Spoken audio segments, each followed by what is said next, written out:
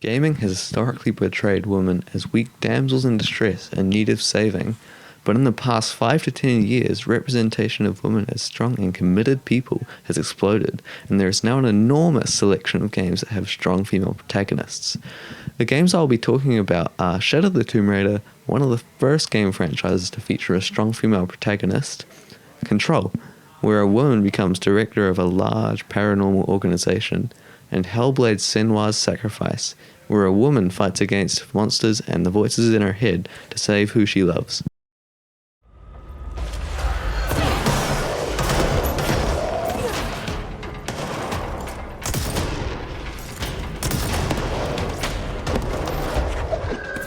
Control is a video game created by Remedy Entertainment that released in 2019 and is progressive in the representation of women, with its female protagonist, Jessie Faden, represented as a professional, fearless leader who saves lives, and Emily Pope, who is represented as intelligent and passionate about her work. The use of the aspect of casual office clothing highlights the positive representation of women as professional, independent individuals, with a complete lack of sexualization that can be seen in other games. Jessie's casual outfit of jeans, a shirt, and a leather jacket represent her as a humble and relatable person. Lastly, the use of dialogue reinforces the representation of women as smart and passionate individuals. An example of this is when Pope starts rambling in explanation to Jessie. So objects of power are mundane objects that house paranatural energies and have developed a link to... This use of jargon demonstrates her advanced knowledge and passion for her job.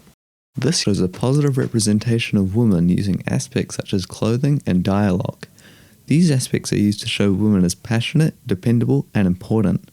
This is a positive representation that goes against the historical norm that women do not have important roles like being director of a large organization.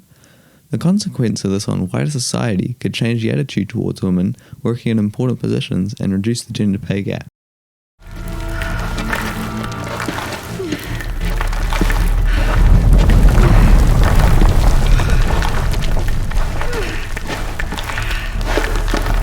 Shadow of the Tomb Raider is the latest installment in the Tomb Raider franchise. Made by Crystal Dynamics and released in 2018, it features a female protagonist, Lara Croft. Being the protagonist of the Tomb Raider franchise, she is one of the first women to be represented as strong and independent in gaming, by contrast to a lot of other games where women are represented as weak or submissive. Despite this, Lara is also sexualized to attract a male audience. The use of props shows a positive representation of women as strong and athletic, with Lara always carrying climbing axes, indicating that she climbs often, which is very physically demanding. This is positive because it shows that women can be very strong and adventurous individuals. Makeup is another aspect that is used to positively represent Lara as rough and a strong woman, with the amount of dirt that is all over her that she clearly could not care less about. This shows that women can be adventurous and uncaring of their appearance or other stereotypical feminine traits. The use of sporty costume shows a positive representation of Lara, further progressing the idea that women can be adventurous and athletic by her wearing sporty attire that is also damaged from wear and tear on her adventures. Her sporty costume also shows a negative representation that leads into the historical norm that sexualizes women and presents them as an object of desire. A prime example of this is how Lara has large breasts that are displayed with her tight costume that emphasizes her sexuality and makes her an attractive character for a predominantly male audience. Shadow of the Tomb Raider shows positive and negative representations of women, with media aspects including props, makeup, and costume. These aspects show that women can be strong, independent, and adventurous individuals that go against the traditional representation of women as weak and defenseless.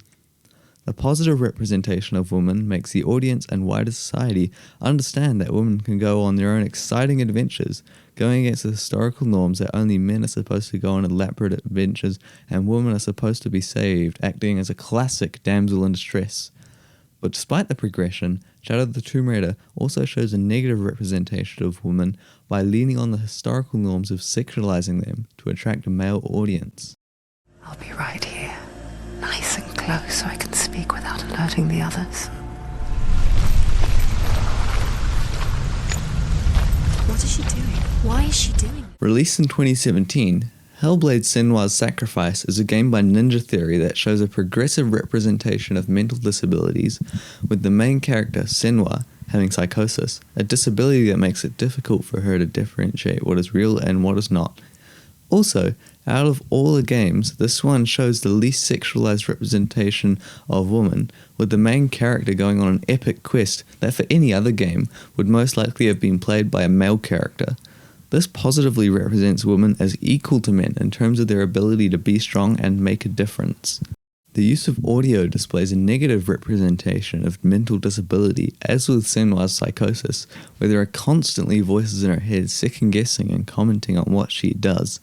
An example of this when she's paddling down a river is, Turn back, go back, go back.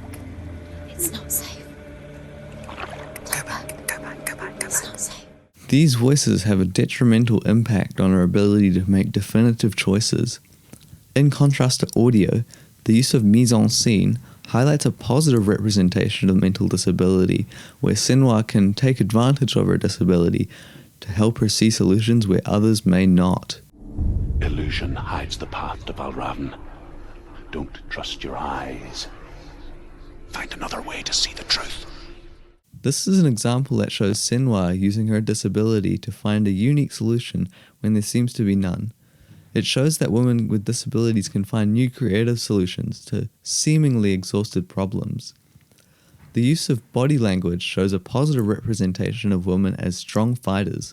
This is shown when Senua enters a fight and leads forward into an aggressive fighting stance, ready to take on the threats. In this example, we see the stance reinforces Senua's aggression towards things that oppose her, and it shows how committed she is to what she believes in. Hellblade represents women's mental health in a progressive way using techniques such as audio, mise-en-scene, and body language. Senua's mental disability is represented with both negatives and positives that show women with disabilities can have unique perspectives or insights into an issue that most people may not. She also represents women as having strong willpower and fighting hard for what they think is right, which is accentuated by her mental disability.